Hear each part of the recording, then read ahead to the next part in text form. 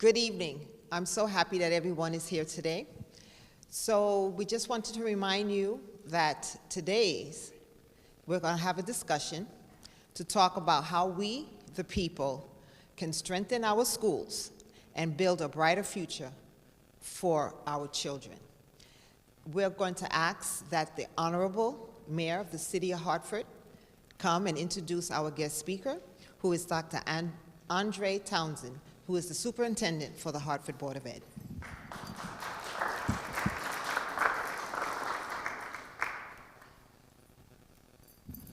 Well, thank you, Sweets Wilson. Thank you to the RTC and the DTC. This is an incredible thing, to have Republicans and Democrats here together at the same forum to talk about our kids. It is the one thing that I think should not be a partisan issue, and in so many parts of the country it is, but I'm really proud that here in the city of Hartford that Republicans and Democrats are talking together, meeting together to talk about the future of our school and our kids, which is the most important investment and the most important policy decision we can all make.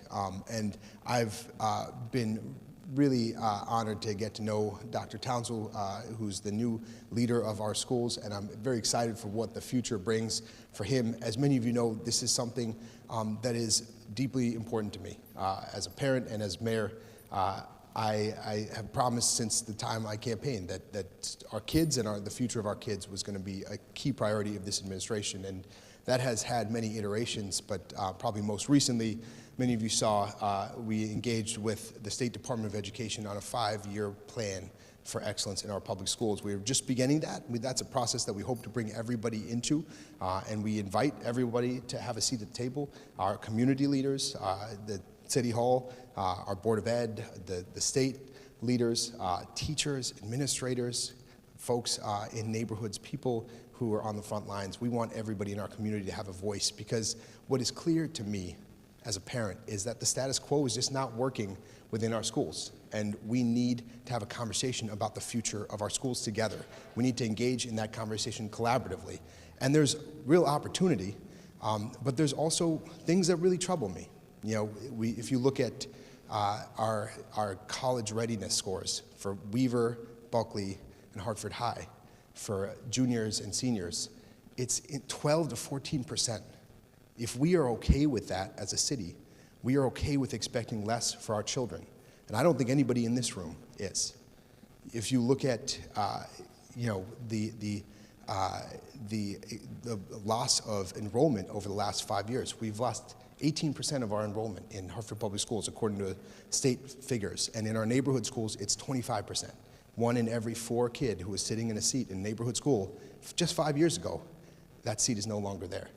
And so we need to demand more as a joint community, and we need to support this man in the school district by getting involved and being active. It cannot only be 9 members of a Board of Ed. It cannot only be 1 individual. We all have a role to play in this, and that's why we began that process. And there were also things that made headlines for most people were the fact that I pointed out that at one point we had 3 high schools in the city of Hartford for a much larger student population. Now we have 11, and every single one of those schools is so under-enrolled that we don't have a single football team in any of our high schools. And we don't have adequate music and arts education. We don't have adequate language offerings. There are so many things that our students are lacking that students in Glastonbury and Avon and Simsbury just assume that they should have. Our students, we should have the same level of expectations for Hartford students that any other students in any other community have. And that's what tonight is about. It is about what we expect of our kids, about where the bar is for our children, and how we work collaboratively look, I promised when I got elected that I would not be just mayor in the easy times, that we would be engaged in the hard conversations, because we all have to have a level of expectation that allows us to go through these hard conversations together. As a city, we cannot shirk away or be too afraid of conversations that seem politically scary, that might come with political blowback. Because it's about our kids. It is not about any one of our elected positions. It is not about our egos. It is not about how much pushback we get. It's about our children. And so as we engage in this conversation together, I hope we do so respectfully. I hope we do so collaboratively. I hope that we all have a role to play in the future of our schools. And I'm excited for you to hear from Dr. Townsell. I'm excited to work on this plan with you collaboratively because we can't wait any longer. Our students demand action. It makes it hard for us to engage in things like school construction, which we've talked about recently. We cannot commit dollars for the next 20 years till my kids are in school right now. My grandkids will still be in school in 20 years. If we engage in those school construction projects without having a real plan, we're committed hundreds of millions of dollars to the state for the next 20 years. We've got to work together to come up with a plan, to get behind a plan, and to expect more for our kids. So thank you guys for being here. Being part of this conversation is an important first step. And with that, I want to introduce a man that's got a very large task on his shoulders, but's got broad shoulders, and I know he can carry it, Dr. Andre Townsell. Thank you. Should I hold the mic? Yes, sir. Good evening. Come on, please talk back to me. Good evening. I know you're here to hear from me, but I got to feel your energy as well, too. Dr. Townsell here, new superintendent of Hartford Public Schools. Believe it or not, 107 days on the job. Clap that up. We can make some noise for that. 107 days. Who's counting?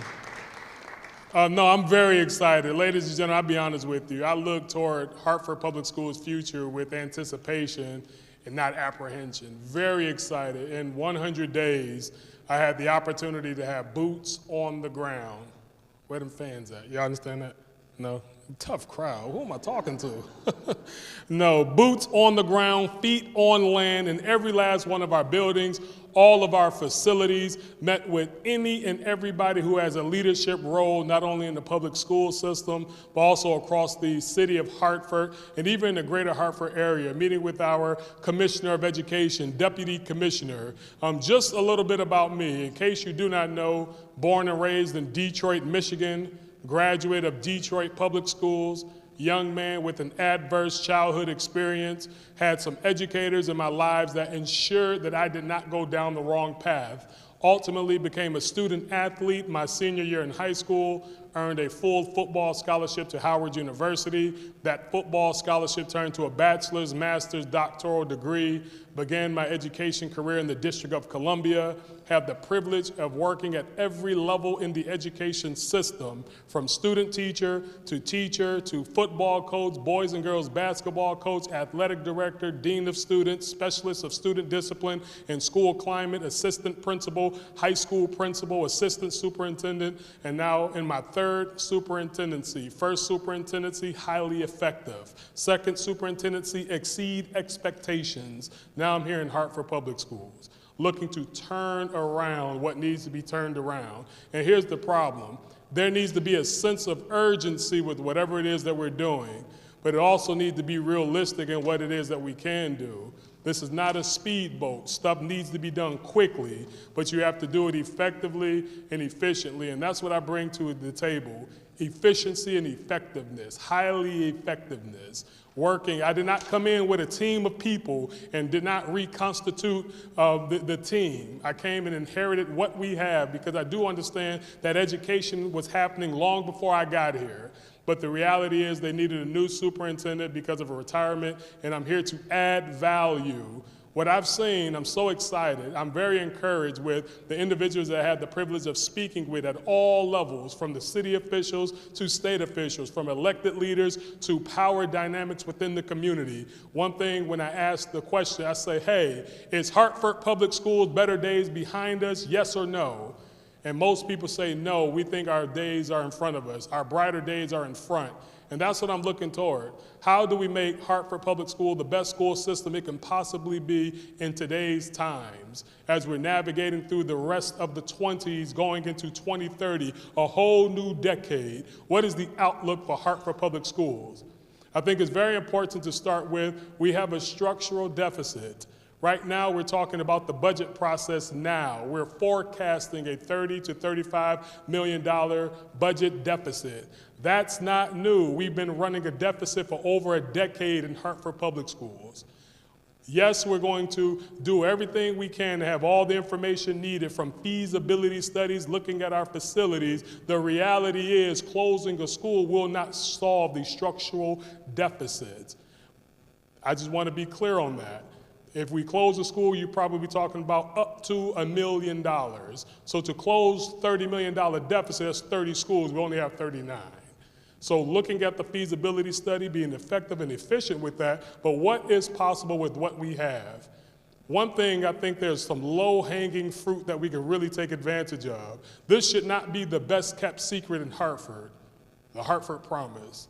The Hartford Promise says, hey, if you live in the city of Hartford, go to a Hartford public school, get a 3.0 grade point average and a 93% attendance rate, you're guaranteed up to a $100,000 scholarship. I met yesterday with Hartford Foundation for Public Giving, CEO and President Jay Williams. They poured into the Hartford Promise, took it from $20,000 to $100,000 guaranteed just by doing that. Why am I sharing that? Because we have some young people that say the grass is possibly greener on the other side. There are other schools within the city of Hartford that want the Hartford student. The question is, if you get that 3.0 and that attendance rate, what do you walk out the door with? In Hartford, 100K. In some other school that's not a Hartford public school, you don't get that. Yeah, you get the FAFSA. Yeah, you got to do the essays and all the scholarships to earn the scholarship. But in Hartford Promise, we give you a scholarship. Added value. I do believe as young people are coming out of our middle schools and middle schools across the region, even in the school of choice, and if you're living in Hartford, go to the Hartford Public School and do good.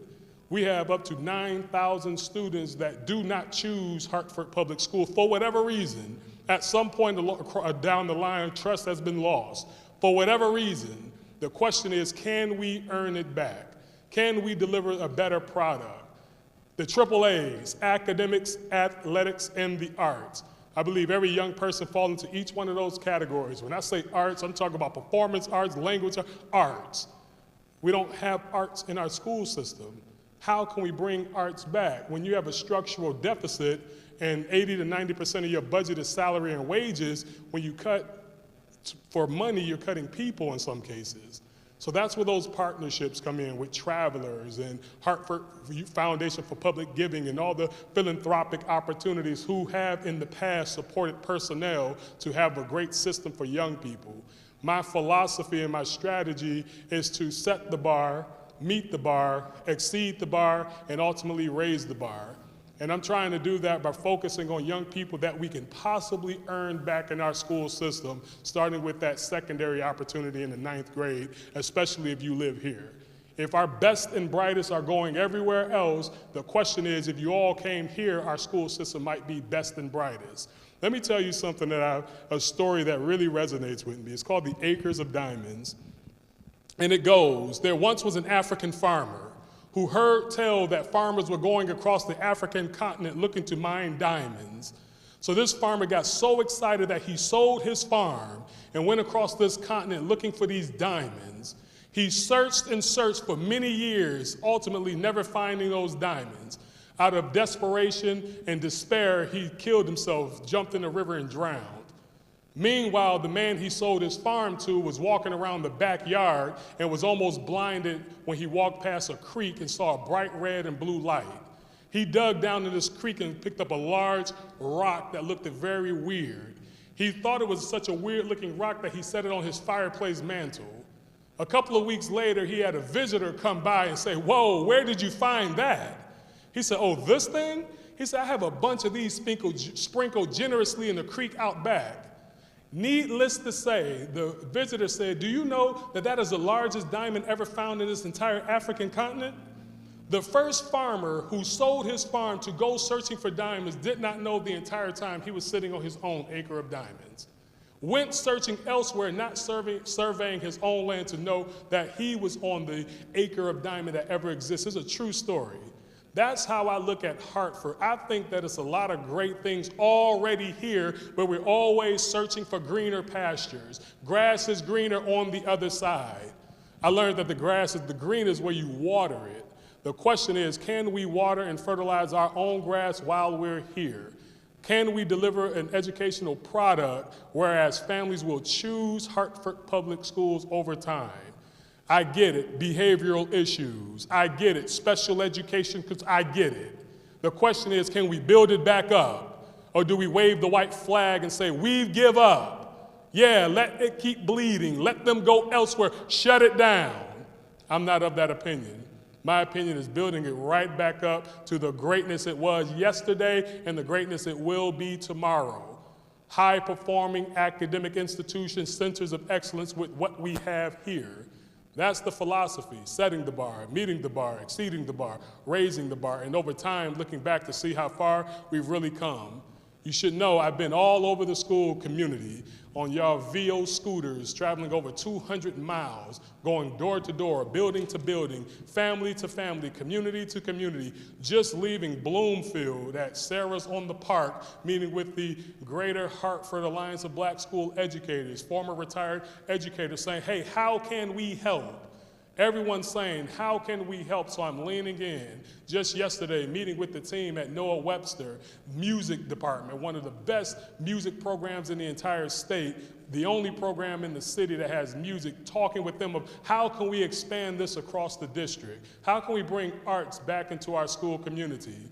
Going to Hartford Public High School, attending their mural just last weekend, talking to athletic director and former professional athletes on how can we build back our athletic program. I heard back in the day, Weaver and Hartford Public were rivals, and today they're a co-op team. The question is, how do we get it back to greatness? When we shut down schools in the North End back in the day, we thought young people were going to stay in the system. They just went to other districts, Windsor, Manchester, Bloomfield. They didn't stay in Hartford. So there were some unintended consequences with that. The question is, how can we avoid that on this go-around? The job is tough, the job is difficult, and the job is hard. Here's the good news. I don't wish it was easier. I just wish that we were better. I don't wish that it took less challenges. I just wish that we had more skill. I don't wish that it took less problems. I just wish we had more wisdom. I don't wish that it took any less work. I just wish we had more work ethic. And because the job is hard and the job is difficult, I'm asking everybody to embrace the hard and embrace the difficult. It's hard work. We already said that. Who's willing to work hard and turn it around and bring it back? I am. And I know it's a lot of people that have the privilege of meeting over these 100 days who want to work hard and add value and not give up and dig in and tie up their bootstrap, roll up sleeves. A lot of people want to do that, and I love it. So the question is, how do I rally the troops? If you down, let's be down.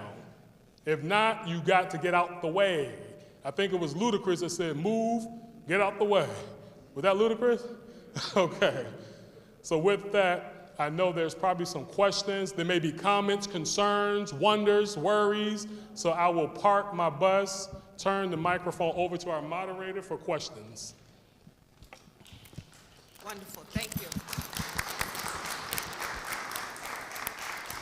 Does everybody have an index card to put their questions on? So one question is, in the 100 days into your tenure as superintendent of Hartford Public Schools, what aspect of the district's performance are you most proud of or believe are currently strongest?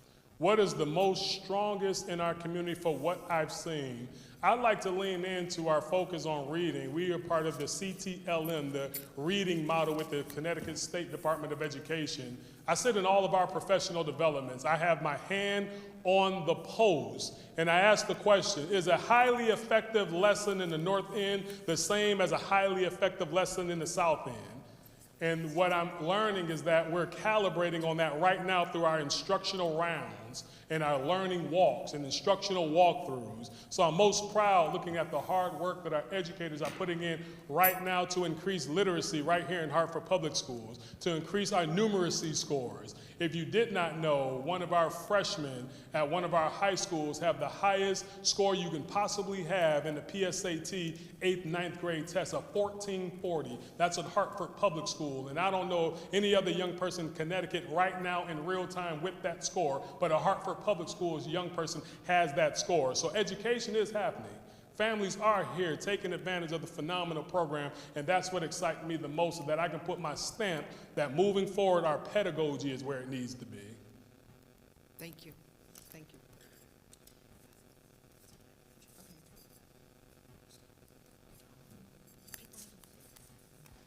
introduce yourself. Good evening. Thank you so much for joining us tonight, Superintendent Townsell. And I just want to say a couple of thank yous. First of all, to the Republican Chair, Ms. Wilson, Sweets, great job tonight with this event. And also to, it's nice to do something bipartisan, you know, in this day and age. It seems like the Republicans and Democrats fight all too often, but it's nice to be able to get together because education obviously knows no party, right? That's right. And I also want to thank Stan McCauley for being here because we have some real fancy, you know, stuff that normally at town committee meetings or, you know, the type of things we don't have. But thanks so much, Stan, for being here tonight. So thank you. So here's a first question. Is student empowerment and personalized learning. How is the district working to give students greater ownership of their learning, including personalized learning plans, career exploration opportunities, and pathways that help them discover their interests and passions? Great question. It's with the partnership with organizations like CT Rise and CT Ready and all of our partners at the state level who has value in giving us finances for that. I had the opportunity of going to Hartford Healthcare to watch our CT Ready program, a pathway going into the health industry with all of our young people. Young people have a voice. As a matter of fact, on December 4th is when I meet with our Student Advisory Council, and we put our student on the Board of Education. We're going to have 2 students that will be voted to have a voice on the Board of Education.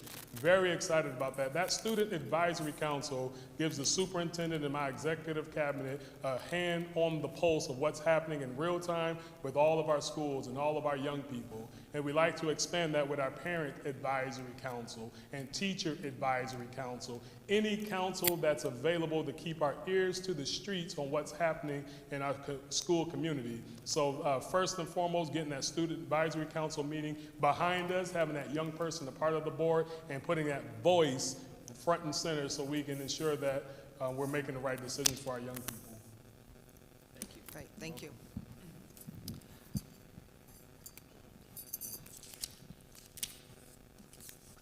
How many social workers, counselors, and psychologists are available per school? What training do the teachers receive on cultural competency, restorative practices, and trauma-informed education? Thank you for that. So we have a professional development calendar published at the beginning of our school year where we focus on the restorative practices. If you do not know what restorative practices is, in 2017, the Department of Juvenile Justice wrote a Dear Colleague letter to the Department of Education and say, hey, we found in our juvenile system restorative practices and restorative circles work, and it restore the harm that a young person caused within their community. So around 2017, most states in America adopted the practice of going to restorative practices, most specifically working with the IIRP, the International Institute of Restorative Practices out of Pennsylvania. We work with restorative practices and restorative circles right here in Hartford Public School. We also have a multi-tiered system of support and a department that focuses on a multi-tiered system of support. So if you hear MTSS, that's what that is, a multi-tiered system of support, and that's broken down to Tier 1 support, which is your universal population. Tier 2 is that targeted support, and Tier 3, very intense support for our young people. And when you look at those Tier 1, Tier 2, and Tier 3 supports, you break that up into 3 categories: the academic support, the behavioral support, and the social and emotional learning support. And when you say social and emotional learning, we hear people talk SEL, there are 5 core competencies there. And what we're teaching our young people is, number 1, self-awareness, understanding who you are, what you bring to the table, your strengths and your weaknesses. Number 2, self-management, being unflappable, calm in a storm of crisis. Number 3, social awareness, understand what's going on in your community, locally, at the state level, nationally. 4th is relationship skills. We know that our young people are on social media, from TikTok to Snapchat. Relationship skills. Do you have the social skills? In person, look me in my eye, shake my hand, and very last, responsible decision making. We know that all of our young people, for the most part, know the difference between right and wrong. So empowering them to make the right decisions given the right information. So we have that. Now, the number of social workers, I don't want to misspeak with data, so I'm more than happy to get back to you on the exact numbers. Thank you very much. You're welcome. Thank you. The next question, thank you for whoever's question this is. I think it's a fantastic question. How do you plan to ensure Hartford students leave schools with the financial tools and understanding to succeed once they leave Hartford Public Schools? I think it's very important to look financial literacy. Yep, I'm with you 100%. I think it's very important to look at our curriculum that we offer at our schools. Most secondary schools that I've had the privilege of working with in the past have Future Business Leaders of America, Future FBLA, Future Business Leaders of America program opportunities. I do know we have some of that here in Hartford Public School. The question is it across all 11 of our high school campuses? And is looking at that core curriculum to see if we offer those business courses as electives. And if you do, is there a financial literacy component in that? If we do not have that, it is important to explore that opportunity when we think of secondary redesign. Secondary redesign is looking at your high school program as is, determine if it's the best it can be, and if not, can you redesign it for today's students? So I think it's important to do an inventory of what we offer our young people. Great. This next question deals with value every child's potential. In what ways is the district reevaluating traditional assessments and placement models to ensure we are valuing the potential of every child, rather than relying on systems that separate students based on perceived IQ differences? I think that's a great question as well. In the state of Connecticut, I know that there's a lot of emphasis on growth and achievement data. And the problem with just focusing on growth is you can grow all day. The question is, are you proficient? So yeah, you started here and you ended there. Did you meet the mark? Did you set the bar? There's a paradigm shift that I pray we can bring to Hartford Public School, and is focusing on proficiency, adding value to where growth is, but really looking at proficiency. If you think of football and the 40-yard dash, the question is, are you running a 4 flat or not? Can you run in 4 seconds or no? Yeah, you started at 6 seconds and now you're running at 5 seconds, but the standard is 4 seconds. And if you're not at 4 seconds, you're not at 4. I don't care how fast you're not at 4 seconds. Hopefully I didn't lose you with that. That's my athletic mindset. But when you think of proficiency and growth, I don't care how much you've grown, did you hit the proficiency level? And how proficient are we? Looking at math, are we above 25% of our students proficient or advanced in mathematics? Are we at 50% of our students proficient or advanced in English language arts? Yeah, 70% grew, but are you proficient? Changing that mindset from going from growth to proficiency. Great. Thank you. You're welcome. Mark? All right. So this one is, I think it's a great question. I'm difficult to read. Let me take the glasses off. Okay, here we go. And through your glasses. No, it You says want me to an read it? idea. Why not offer parent remedial course to teach parents how to educate their children, i.e. book reading, critical thinking, issue and order, no cell devices in class? Well, I'll start on the parent piece. I did mention earlier a parent advisory council, an opportunity to get a group of parents that are stakeholders in our community, meeting not only with the superintendent, but executive level leadership in our district, and identify best practices with regards to supporting kids. You cannot drop your kid off in August and pick them up in June. All right, come on. The cheat code is the parent. We need the parent. Active ingredient in high quality teaching and learning is that parent piece. Not dropping our young people off in August and picking them up in June, and then they're home all summer on the summer slide and behavior slide, and then you get them back behind, back in the fall again. The question is, what type of bridge programs do we have in the summertime to keep our young people from going under, and having our parents ensure that they uphold or reinforce the expectations of our school system?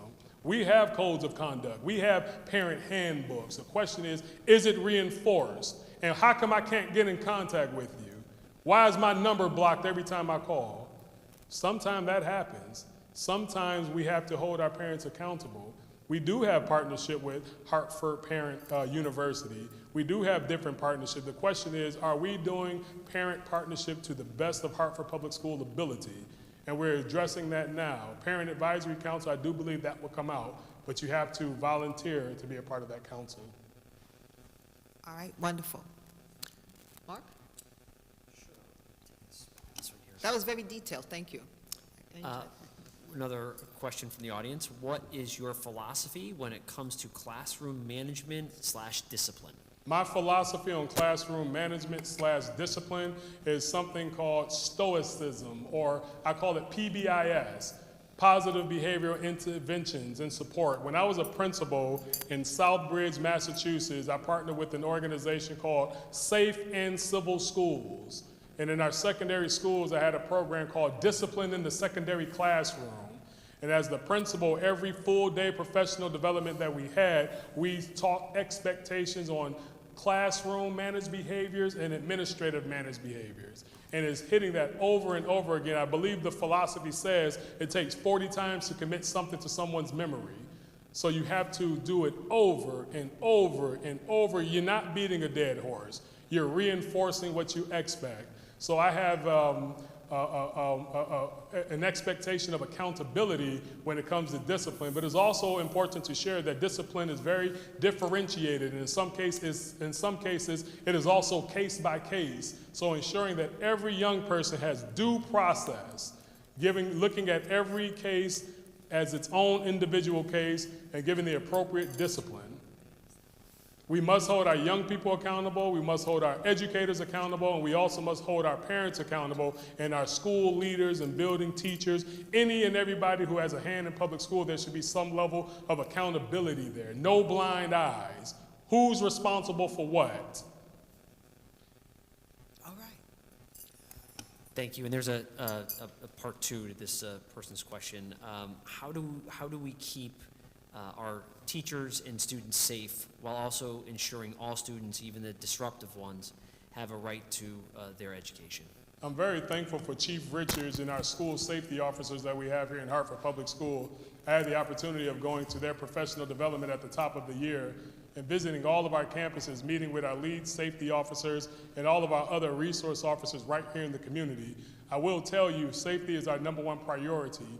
If you walk into any one of our buildings, I believe you will feel that and you would see that as soon as you step foot into a Hartford Public School. The #1 system is ensuring that not only safety is present, but educators are visible, vocal, and vigilant. I see you, I feel you, and I hear you.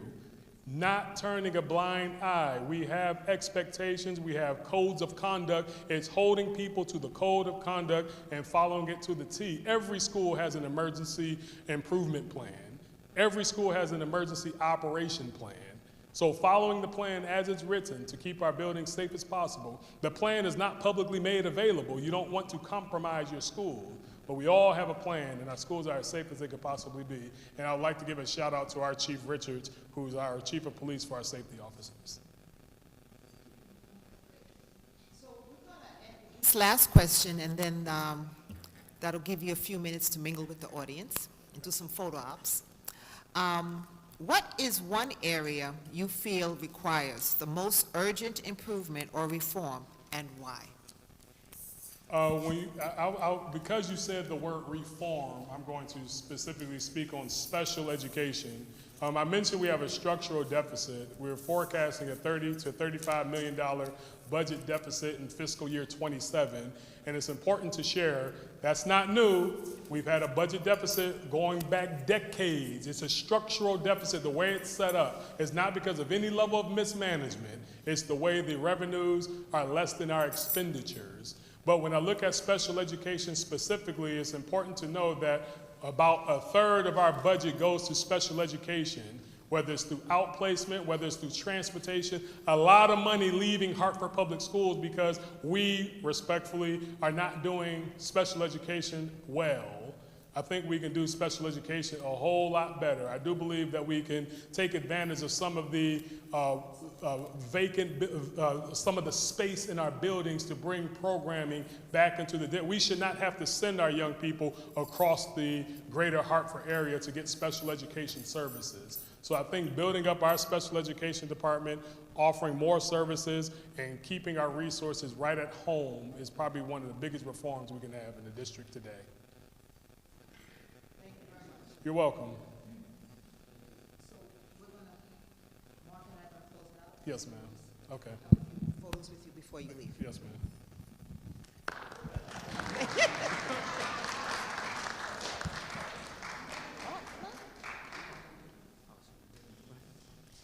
So here's the Mark DeBello, who is the Democratic Town Committee Chairman, and I'm Dr. Sweets Wilson, the Republican Town Chair. And so together we are pleased that everyone turned out tonight, and thank you very much for coming. Thank you very much. You know, I don't know whether to say doctor or chair or both, but thank you very much again. I just want to, Chair is good. you know, but I do want to at least, again, thank Superintendent Townsend. Thank you so much for taking your time out of your busy schedule to come out tonight. Thank you for the public coming out tonight, and hopefully we got through most of your questions. And again, Madam Chair, thank you so much for really bird dogging this and putting it together and reaching out. It was nice to be able to do an event with the RTC and the DTC tonight. And again, thank you very much, everybody, for coming. So thank you. You are.